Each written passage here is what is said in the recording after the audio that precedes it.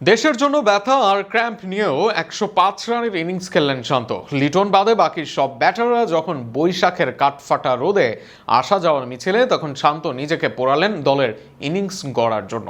2 match আগেই যার 26 সালে ছিল না কোনো 50 উঠেছিল সমালোচনার ঝড়। তিনি সিরিজ বাঁচানোর লড়াইয়ে 2 ম্যাচে 50 আর শতক হাঁকালেন পরপর।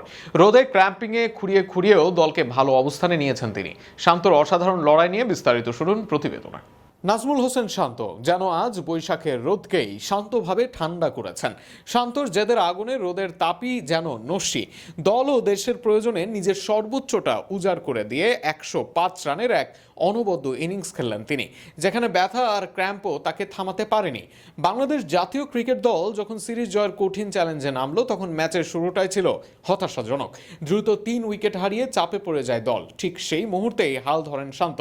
ব্যাট হাতে ধৈর্য, পরিমিত আক্রমণ আর অসাধারণ মনোযোগ দিয়ে ধীরে ধীরে দলকে ম্যাচে ফেরান তিনি। 2026 সালে দীর্ঘ সময় ধরে 50-র দেখা না পাওয়া শান্ত যেন নিজের সেরা সময়টাই তুলে রাখলেন এই গুরুত্বপূর্ণ সময়ের জন্য। আগের ম্যাচে 50 করা শান্ত আজ ইনিংসের শুরু থেকেই ঝুঁকিহীন ক্রিকেট খেলেছেন। একদিকে উইকেট আগলে রাখা, অন্যদিকে স্কোরবোর্ড সচল রাখা, এই 2 দায়িত্বই নিখুঁতভাবে পালন করেন তিনি। পুরো ইনিংসে 42টি সিঙ্গেলস ও 5টি ডাবলস নিয়ে স্ট্রাইক ঘুরিয়েছেন দারুণ দক্ষতায়, আর সুযোগ পেলে মেরেছেন বাউন্ডারি।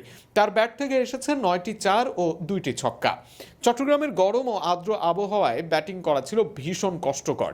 প্রায় 35 ডিগ্রি তাপমাত্রার মধ্যে কয়েকবার ক্র্যাম্পে পড়েও মাঠ ছাড়েননি শান্ত। শরীরের সঙ্গে লড়াই করে তিনি প্রমাণ করেছেন তার মানসিক দৃঢ়তা কতটা শক্তিশালী। অবশেষে 41তম ওভারে সিঙ্গেল নিয়ে পূর্ণ করেন নিজের ওয়ানডে ক্যারিয়ারের 4র্থ সেঞ্চুরি। 114 বলে শতক ছোঁয়ার পর খুব বেশি উদযাপনও করেননি। ব্যাট তুলে ড্রেসিং রুমের দিকে তাকিয়েই থেমে যান। তার এই নীরব উদযাপনই যেন বদলে দেয় ব্যক্তিগত অর্জনের চেয়েও দলের প্রয়োজনই তার কাছে বড়। শেষ পর্যন্ত 105 রান করে আউট হন শান্ত, কিন্তু ততক্ষণে ম্যাচের ভিত গড়ে দিয়েছেন তিনি। এর আগেও চট্টগ্রামের এই মাঠেই শতক করেছিলেন তিনি, আর এবারও সেই স্মৃতি ফিরিয়ে আনলেন নতুন করে।